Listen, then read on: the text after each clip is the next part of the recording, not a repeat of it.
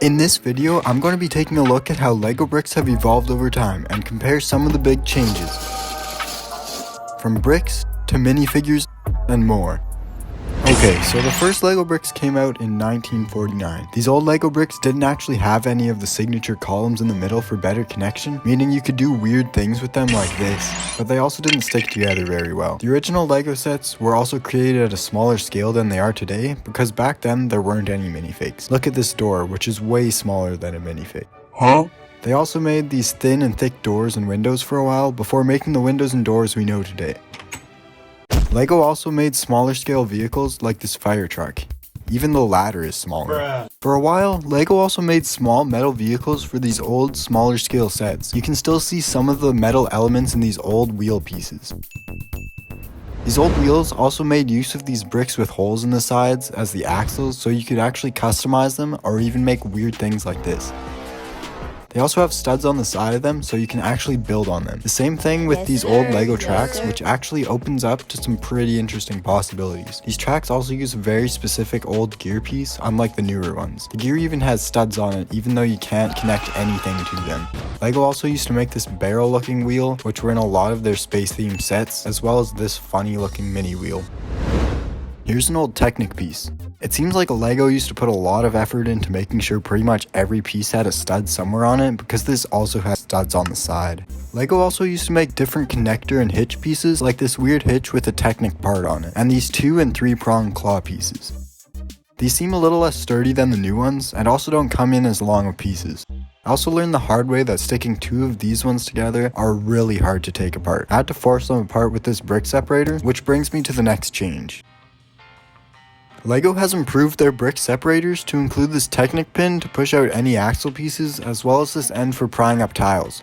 Part of the reason they didn't used to have this handy mechanic was because old tiles didn't have that little lip under them, meaning you couldn't get underneath them. I'm really glad they added this though, because taking one of these old ones off is way harder. The old brick separator also used to come in this old gray color. As you can see here, the old gray pieces had a slightly more brownish color before they were updated in 2004. They also did the same for brown pieces, with a slightly darker one being the old color. For reference, it's still quite a bit lighter than the dark brown pieces, but it still looks a bit different. I also found this old base plate that comes in mint green, which is now a discontinued color.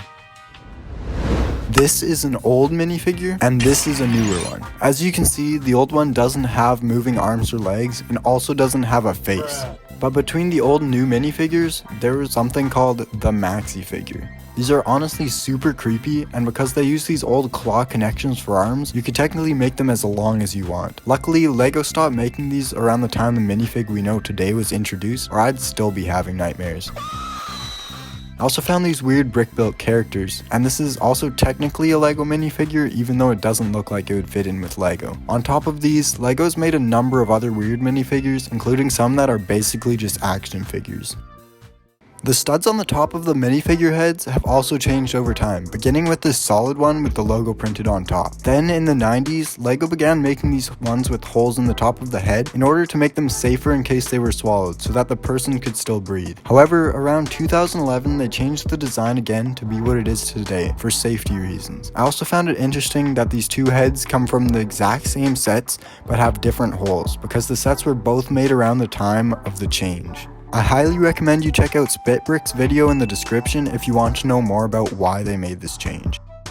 Minifig accessories have also changed a lot. Take a look at this old life jacket and then take a look at this new one. The new one is way more accurate, but is also a lot thinner, and I personally kinda like the old design. The LEGO hair has also seen some major improvements and now comes in many different colors and styles. Similarly, the LEGO hats and helmets have seen a huge overhaul with tons of new designs and a stronger part on the bottom of the original helmet. I also found out that the visors don't fit very nicely in the old style helmets. The LEGO guns have also been updated since the Wild West sets to reflect more modern weapons. Similarly, the LEGO Star Wars sets have moved from using brick-built blasters to the modern molded ones. The overall design of minifigures has also changed. Here are a couple examples. R2-D2 now has more appropriately colored head parts and better printing, as does this X-Wing pilot. Not only does the new one have better printing on both the torso as well as printing on the legs, but the helmet also recently got an upgrade and just looks a lot more accurate.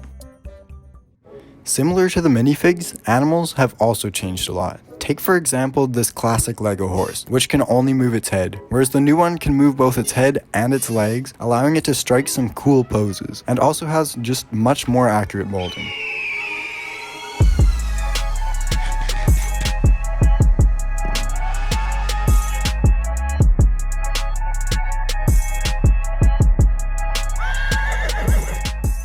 The same thing can be said about the polar bear model. The new one also has studs on the back to allow a minifigure to ride it, while the old one sadly doesn't. Not gonna lie, he kinda looks like he's ready to party.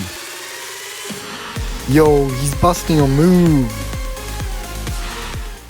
The motorcycle has also changed a fair bit from the old version and can now be more easily customized to be a bunch of different types of motorcycles.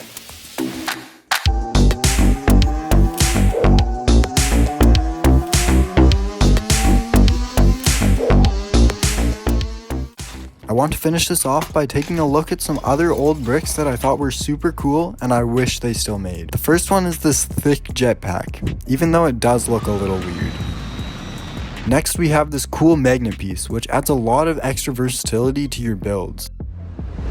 I also bet you didn't know this, but a while back, LEGO and McDonald's actually did a collab. So here's some cool printed slopes of Ronald McDonald and apparently Fry Kid, which I've never even heard of. Let me know what you thought of these old pieces, and if there were any you wish were still being made. Thanks for watching, and stay creative.